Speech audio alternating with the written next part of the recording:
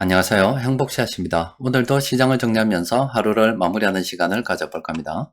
오늘 우리 시장은 코스피는 0.84% 상승, 그리고 코스닥은 0.14% 하락 마감했습니다. 코스피, 코스닥 둘 다 개인 투자자들이 많이 매수했습니다. 개인들이 매수해서 시장이 코스피는 조금 올랐고 코스닥은 약보합 상태로 마감이 되었습니다. 시장이 본격적으로 상승을 하려고 하면은 외국인 투자자들이 들어와야 되는데 아직 외국인 투자자들이 적극적으로 들어오지 않고 있습니다. 최근 우리 시장 증시 반등에 대한 이야기를 했습니다.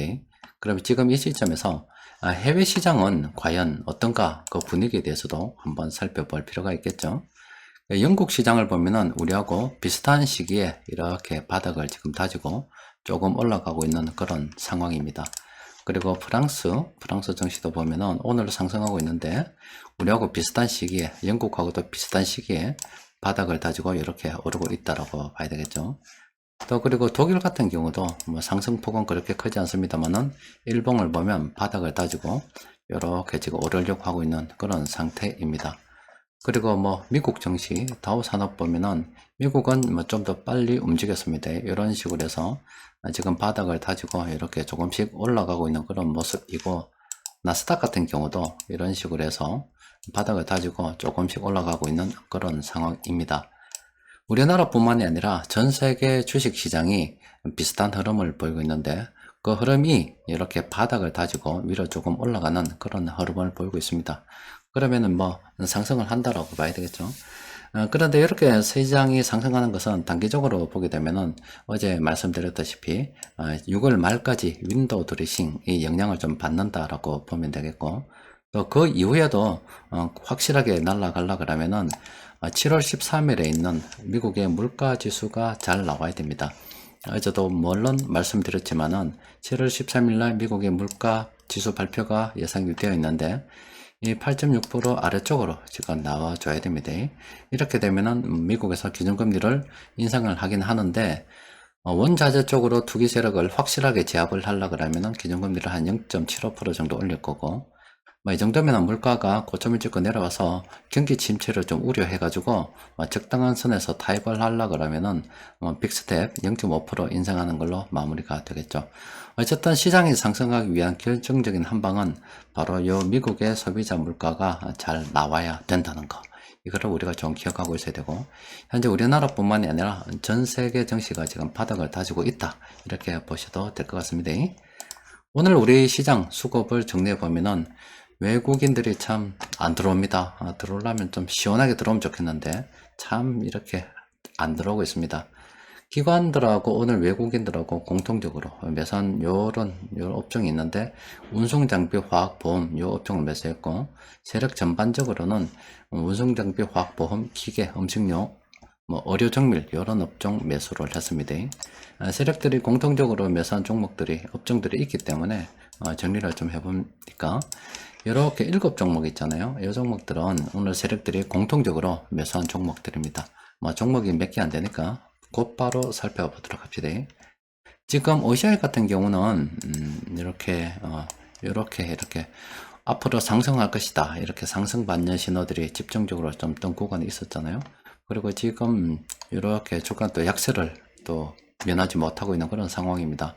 현 시점에서 들어가기는 좀 곤란하죠. 이런 상황이 되었을 때 우리가 긍정적으로 검토를 해봐야지, 더군다나 오르는 상태에서 파란색 이런 거는 현재 접근할 만한 그런 상황이 아닙니다. 대동공업 지금 이렇게 우리가 보면서 탐욕지표 지키면 막 떠나는 게 맞습니다. 이런 거 지키면 한동안 이 종목은 관심권에서 뭐 아예 막 지켜버려야 됩니다. 대림 산업 같은 경우는 긍정적으로 볼 필요가 있죠. 이런 것들은 이렇게 해서 지금 사람들이 굉장히 두려워하는 구간이 있었고, 현재 주가가 그 구간에 비해서 크게 오르지도 않았습니다. 그리고 이렇게 숫자로 보면 13 정도 되기 때문에 이 대림 산업에 대해서는 한번 검토를 해볼 필요가 있을 것 같습니다.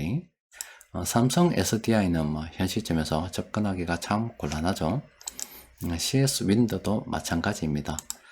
일진전기도 마찬가지입니다. 이제 이런 신호 뜨고 나면 막 올라도 크게 오르지 않거든요. 그래서 대충 물론 많이 오르는 경우도 있지만 대충 사람들이 탐욕스러워서 이 주식은 너도 나도 사는 그런 분위기라면 한동안 떠나 있는 게 맞습니다. 사람들이 겁내고 두려워할 때 접근하는 게 좋습니다. 코인텍 같은 경우는 앞서 본 대림 산업이죠. 이렇게 비슷합니다. 대림 산업하고 코인텍하고 비슷하죠.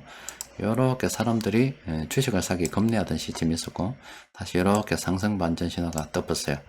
이 종목은 긍정적으로 한번 검토를 해볼 만하겠죠. 물론 이런 종목들은 세력들이 뭐 별로 안 사는 종목일 수도 있습니다. 그래서 현금 흐름 같은 경우 꼭 챙겨 봐야 됩니다. 그리고 변곡점 지표를 통해서 살펴보니까 KG 이니시스 이 종목은 이렇게 사람들이 굉장히 이 종목 겁내하고 있는 그런 상황입니다. 투자는 대중과 반대의 길로 가야 된다. 여러분들 뭐 주식하다 보면 늘 듣는 소리가 이 소리죠. 그런데 막상 대중과 반대의 길로 가려고 하니까 참 겁이 납니다. 세력들은 연일 팔아 제끼고 좀 산다 하더라도 막 흔들어 대고 또 그리고 이 종목 망할 것 같은 그런 분위기고 게시판 같은 데 가면은 정말로 어디서 참 보기도 힘든 쌍욕들이 경영진을 향해서 막 계속 막 나르고 있습니다. 참 어려운데 원래 투자는 사람들이 투자를 꺼려할 때 관심을 가지는 겁니다. 자, 농심 같은 경우도 현 시점에서 관심을 가져볼 만합니다. 왜 그러냐면은 지금 최근에 이렇게 상승 반전 신호가 떴잖아요. 예전의 상황을 봤을 때 이렇게 상승 반전 신호가 난 다음 이후에 주가가 괜찮은 흐름 보였다 이 말이죠. 그러면 지금도 이 상승 반전 신호가 이렇게 떴는데 앞으로 좋은 흐름 보일지 뭐 나쁜 흐름 보일지는 알 수는 없어요. 그런데 통계적으로 볼 때 요런 분석이 되면 괜찮은 흐름 보였기 때문에 지금쯤은 긍정적으로 한번 검토해 봐도 되지 않겠나 싶습니다.